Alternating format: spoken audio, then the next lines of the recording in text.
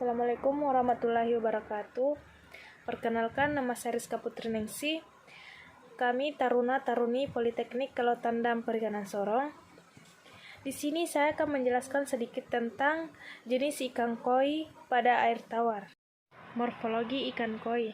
Ikan koi memiliki bentuk tubuh yang memanjang atau pada panggilan torpedo. Memiliki sirip punggung, sepasang sirip punggung, sepasang sirip dada, dan juga memiliki sirip ekor.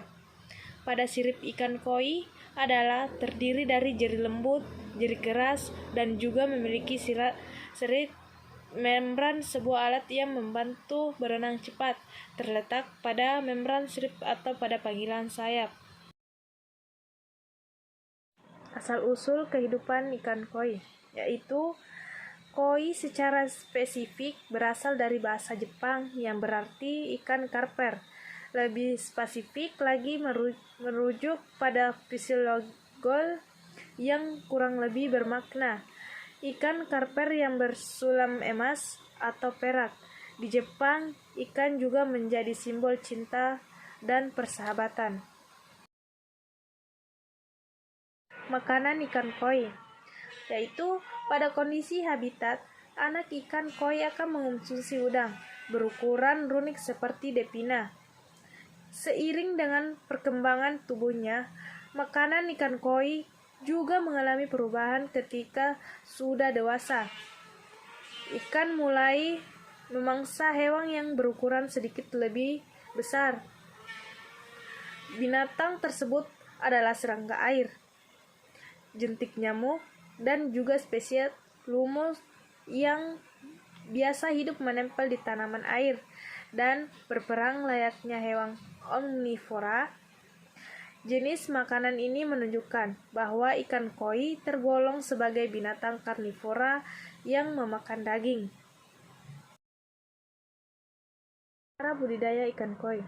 Memiliki langkah-langkah budidaya ikan koi seperti berikut. Yang pertama, memilih induk ikan koi.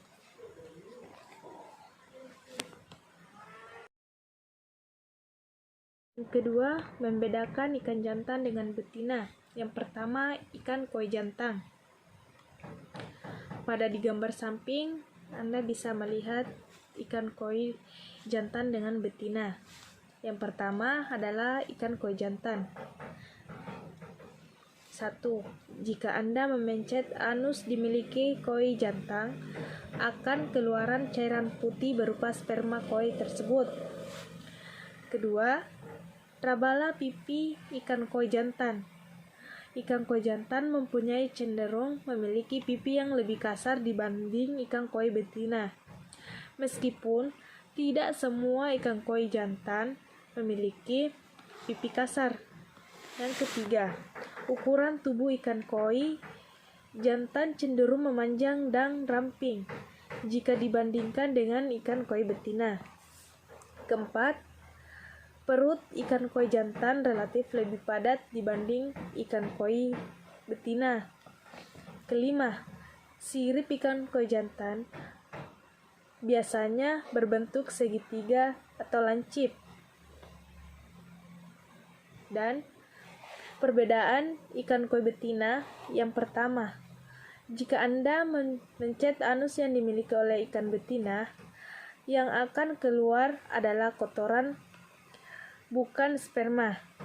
Kedua, Anda harus meraba pipi dari ikan koi betina. Umumnya, ikan koi betina akan memiliki pipi yang lebih halus dibandingkan ikan koi jantan. Ketiga, ikan koi betina cenderung memiliki bentuk tubuh yang lebih kuat atau bulat daripada ikan koi jantan. Jika dilihat secara sekilas, ikan koi betina akan mempunyai bentuk yang lebih besar dibandingkan ikan jantan. 4. Bagian perut akan terasa lebih lembek dibandingkan ikan koi jantan. Kelima, bagian sirip ikan koi betina biasanya berbentuk bulat seperti kipas.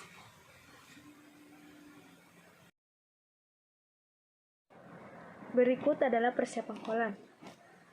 Yaitu persiapan kolam juga harus diperhatikan karena biasanya ukuran kolam pemijahan sekitar 3 kali 6 meter dengan kedalaman 60 cm dan ketinggian air 40 cm.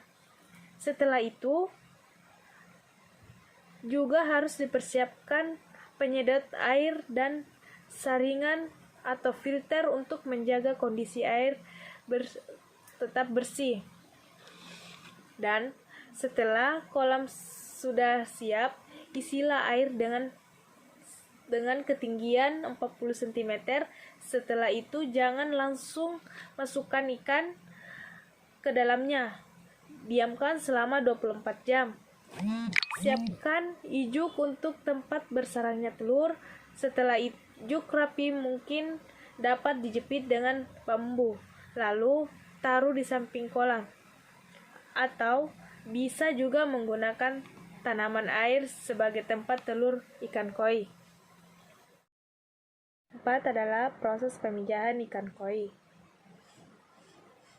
Setelah kolam sudah dipersiapkan, masukkan indukan ikan koi.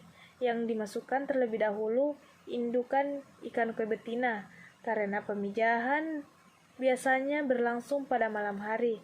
Maka, masukkan indukan betina pada sore hari. Hal ini bertujuan agar ikan biasanya beradaptasi dengan lingkungannya, dan hal ini meminimalisir ikan betina stres. Kemudian, setelah 2 hingga 3 jam, barulah masukkan indukan jantan ke dalam kolam pemijahan.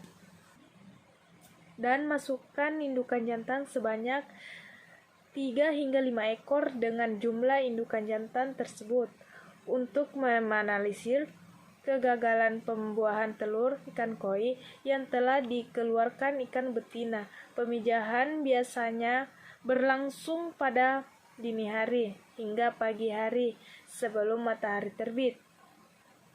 Setelah proses pemijahan selesai, segeralah angkat indukan dari kolam tersebut. Hal ini untuk mengurangi resiko kematian telur ikan koi karena diserang ataupun dimakan oleh induknya. Setelah itu biarkan telur-telur tersebut sampai menetes.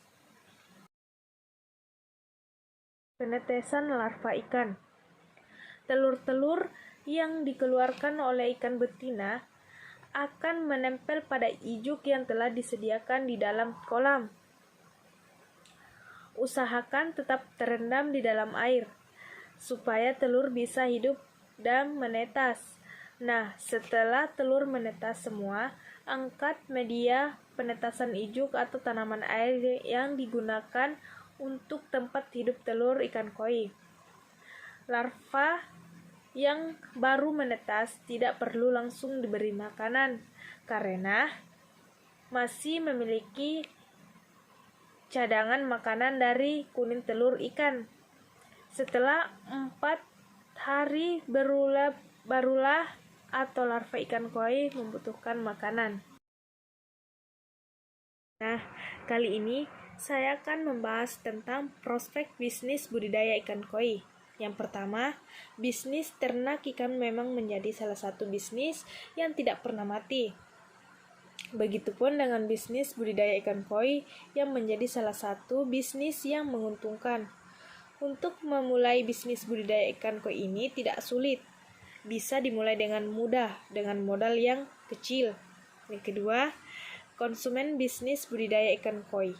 Konsumen budidaya ikan koi memang tidak sulit.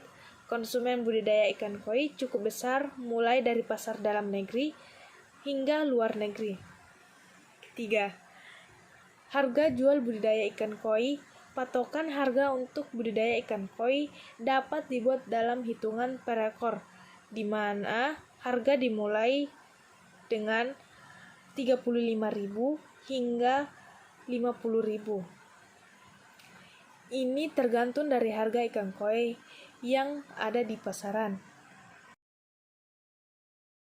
Yang terakhir adalah stok induk, yaitu untuk induknya kita bisa dapatkan di mana saja karena ikan koi merupakan ikan yang pasarannya cukup banyak.